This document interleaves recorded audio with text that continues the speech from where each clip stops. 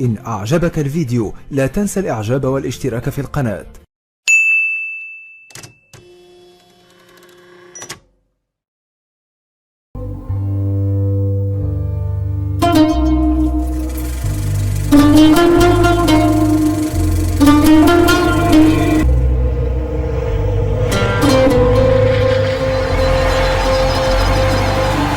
Le 16 novembre 1955, le sultan Sidi Mohamed Ben Youssef regagne le Maroc après 2 ans et 3 mois d'exil. Une marée humaine, contenue par les militants des partis de l'Istiqlal et du PDI, accueille le sultan vainqueur. Le peuple qui l'acclame décrète par avance la fin de la parenthèse de 44 ans de domination française, la fin du protectorat. En 1955, j'avais 17 ans. Et je me souviens très très bien de ce jour de liesse populaire, fabuleuse. Et nous, on allait danser sur la corniche. C'était l'époque des balles populaires un peu, hein, avec des orchestres qui jouaient des tangos, des valses, etc. On passait un bon moment, on était avec des amis, et on voyait tous ces jeunes Marocains, toute cette population qui criait « Hiya al-Malik ».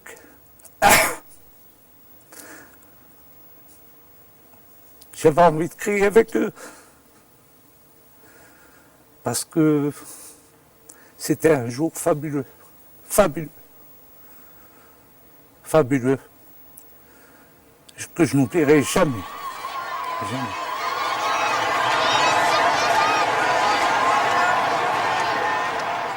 C'est une grande épopée que les Marocains ont vécue et que nous avons vécu avec eux.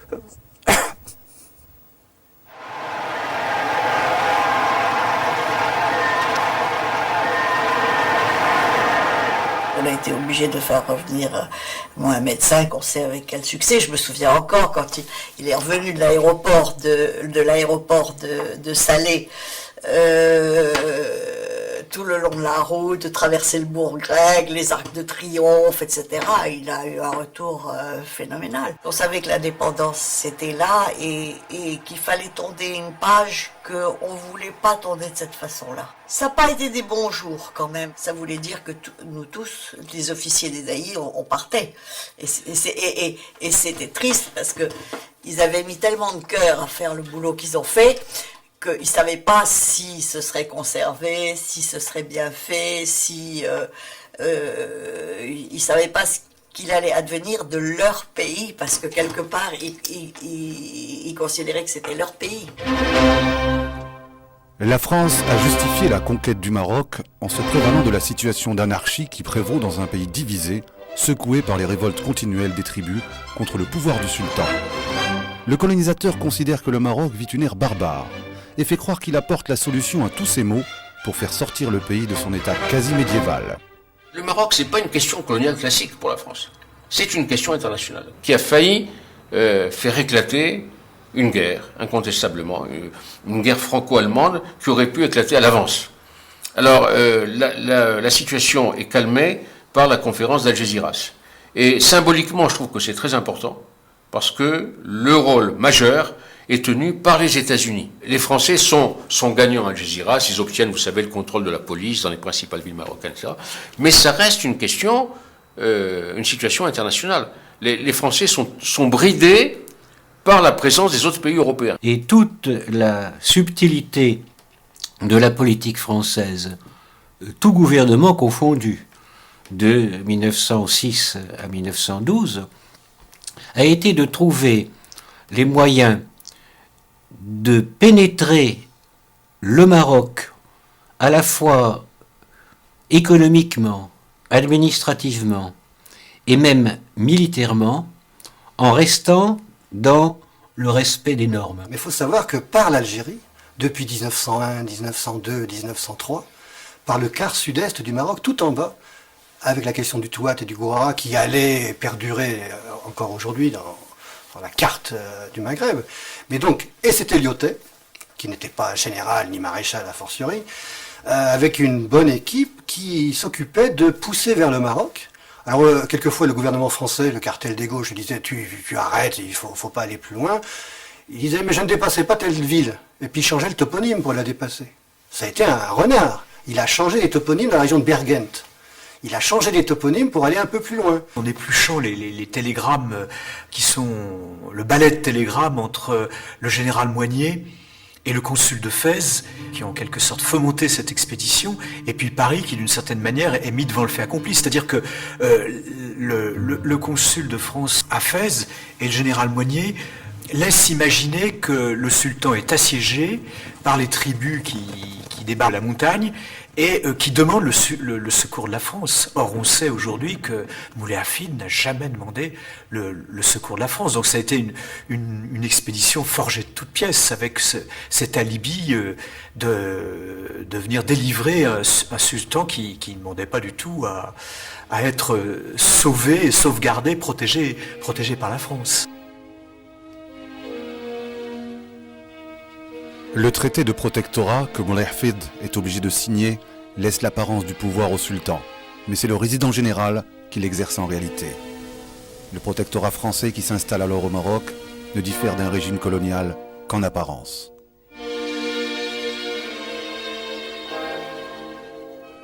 Aujourd'hui, nous avons besoin de repenser les termes même de colonialisme, d'impérialisme et tout cela, pour savoir qu'est-ce qui s'est passé effectivement dans des situations générales, aussi bien au Maroc qu'ailleurs, dans lesquelles se sont trouvées confrontées des puissances inégales. Malheureusement, ça il faut le dire, chez nous, les premiers, nous n'avons pas fait le travail nécessaire. Nous n'avons pas d'historiens qui se sont penchés sérieusement sur la question. Nous avons très peu de livres, d'ouvrages sur l'histoire coloniale, et nous avons également peu d'ouvrages sur l'histoire d'après la période coloniale. Ce qui fait que nous nous trouvons démunis, en réalité, pour penser ces choses-là. Il y a au départ une conscience très forte de l'existence d'un État marocain, d'une structure étatique au Maroc. Le fameux Magzen, ils en parlent beaucoup sous la Troisième République. Ça existe, c'est là, c'est pas n'importe quoi. L'Algérie, en 1830, quand les Français débarquent à Alger, c'est une terra nullius, une terre qui appartient à personne. Ils peuvent s'installer, s'étaler comme ils veulent.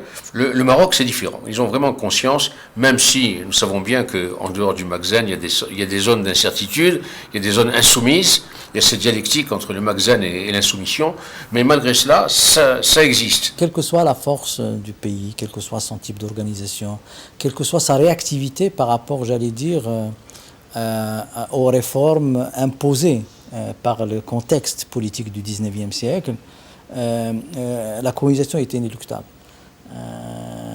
Et je pense, avec maintenant cette distance très longue, qu'avoir négocié un protectorat, ou même avoir eu un protectorat sans le négocier, était un moindre mal par rapport à un scénario qui aurait été beaucoup plus catastrophique, qui était un scénario de colonisation pur et simple. Le protectorat, c'était simplement une couverture de la colonisation. Ça, évidemment, c'est tout à fait clair. Évidemment, c'est une supercherie. Bon, maintenant, les Marocains, pendant la période de protectorat, ont pris le mot à la lettre. C'était une carte à jouer. Puisque les Français se disent être là uniquement pour protéger les Marocains et dans leurs intérêts, il faut qu'ils se plient aux règles qu'ils ont énoncées eux-mêmes. Mais bon, personne ne s'y trompait en réalité, ni les Marocains ni les autres. Alhamdoulilah, لأن هذاك البابي بقى دائما جالس وذاك البابي تيقول فيه في الخطوط ديالو كلها بأن المغرب مستقل وبأن هذا السيد اللي غادي يجي ما غادي يجيش الاحتلال غادي يجي لإصلاح ما أفسده الدار. La conception du protectorat au Maroc est celle d'un pays gardant ses institutions, se gouvernant et s'administrant lui-même avec ses organes propres, sous le simple contrôle d'une puissance européenne qui prend l'administration de son armée et le dirige dans son développement économique. Qu'en est-il en réalité sur le terrain ? Je crois que mon père s'entendait merveilleusement avec les Arabes. Il les comprenait, il connaissait tous les dialectes. Il avait créé le bureau des affaires indigènes et le bureau des renseignements, des officiers de renseignement. Il aimait beaucoup, beaucoup le peuple arabe, il aimait beaucoup les Marocains et les Berbères enfin c'est la même chose. Les dernières batailles de mon père, c'était de conquérir le sud qui était sous l'appartenance de Vlaoui. Je sais que mon père avait dit au maréchal Lyautey, cet homme sera toujours fidèle à la France, il aime les Français, il pense qu'ils seront utiles. Voilà ce qu'il avait dit. Quand mon père est mort, puisqu'il est mort en service commandé, beaucoup d'Arabes sont venus à son enterrement. Je sais que le Glaoui a jeté cette djellaba sur sa tombe en disant que tant qu'il vivrait, il y aurait toujours la moitié de ce qu'il possédait pour la veuve du colonel Berriot et pour l'enfant qui allait naître. Le capitaine français, en général, c'était des hommes de qualité. Et moi, je suis allé à l'école. Je suis allé à l'école grâce au capitaine de Butler. Le capitaine de Butler, c'était un noble, un homme mince, qui avait à ce moment-là un cavalier. Et alors il a toujours été pour moi le meilleur des cavaliers, parce que toujours beauté, toujours machin, toujours élégant. Et il avait un cheval comme une gazelle. Alors comment peut-on ne pas admirer un type comme ça? Les militaires sont des Robinson galonnés. Robinson, la tribu est une île, il la régente avec une sorte de paternalisme bienveillant, et il la coupe du reste du monde. On est entre soi, et comme on est bien entre soi. J'ai vécu dans des bleds très éloignés, très isolés, où on était les seuls Européens. Et bien entendu, au fur et à mesure que mon père augmentait en grade, on a eu des postes moins durs. On était heureux quand même. Hein. Je n'ai jamais vu mes parents se plaindre. Et ma mère, pour une femme, c'était une solitude assez difficile, parce qu'à cette époque-là, il n'y avait pas de télévision, on n'avait que les ressources qu'on avait en soi et la lecture. Il y avait un tennis dans certains postes. Mes parents jouaient au tennis après le déjeuner. Non, ça a été une vie fantastique. Et puis, je conserve alors plus tard un souvenir fantastique du commandement que mon père avait à Azrou. Il a été chef du cercle d'Azrou dans le Moyen Atlas.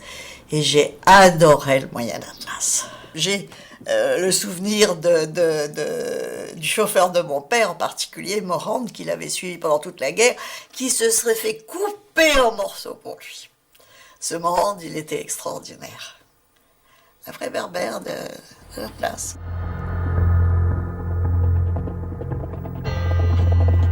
L'organisation du Maroc est entièrement confiée à l'armée, qui opère une conquête du pays à moindre frais, déguisée en pacification. Cette prédation s'appuie sur la politique des grands caïds, dont les conséquences furent désastreuses. De fait, c'est le système de l'administration directe qui s'installe partout. La pacification, comme disent les officiers français, l'occupation, comme on pourrait dire dans une version un peu plus brutale, en tout cas la mise en coupe du Maroc, elle dure très longtemps, de 1912 à 1934. 34 à Djorf el Asfar, là-bas, en dessous de Djorf el Asfar, le débouché du drap dans l'Atlantique, hein, où les derniers dissidents, puisque c'est l'expression, les résistants Etrebach, dont je peux vous parler autrement, des gens du sud-est, des Aïdartins, les Etrebach ont le privilège douloureux d'être les premiers résistants à la poussée française, et les derniers. Et quand il y a cette affaire qui se règle dans le débouché du drap dans l'Atlantique, il y a un article du colonel, enfin colonel à l'époque pas, mais de Trinquet, la guerre moderne. Et ça explique qu'est-ce que c'est qu'une opération avec chenillette, avec aviation, et comment en 5 minutes on peut régler l'affaire, quoi. C'est le début de la guerre mécanique. Quand vous aviez une aviation, avec toute la puissance de frappe qu'elle avait déjà à l'époque, venir bombarder les Marocains, par exemple, dans la montagne, que ce soit au Rif ou dans le Moyen Atlas, et qui ne pouvaient absolument pas se défendre.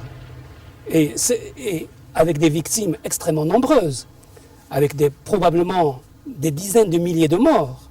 Alors, toutes ces choses-là, aujourd'hui, on n'en parle pas. et on fait comme si c'était quelque chose de tout à fait normal. Je pense qu'il est extrêmement important que l'humanité, pour sa propre histoire, pour sa propre conscience, revienne sur ces faits. Ce ne sont pas des faits que l'on peut laisser passer comme cela, comme si de rien n'était.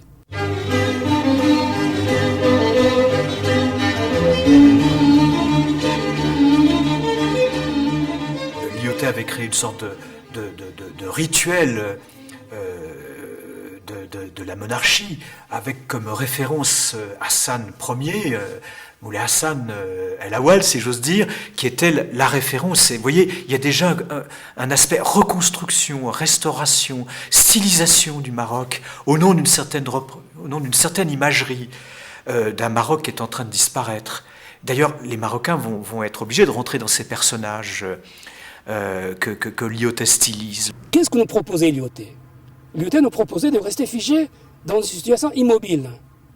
Mais c'était la pire des choses qui pouvait arriver à un peuple. Et évidemment, les Marocains, là, ils sont tombés dans le panneau. Là, ils ont cru Lyautey sur parole. Ils ont cru que Lyautey était en train de rendre service à la culture marocaine, à la culture musulmane, etc. Malheureusement, c'est complètement faux.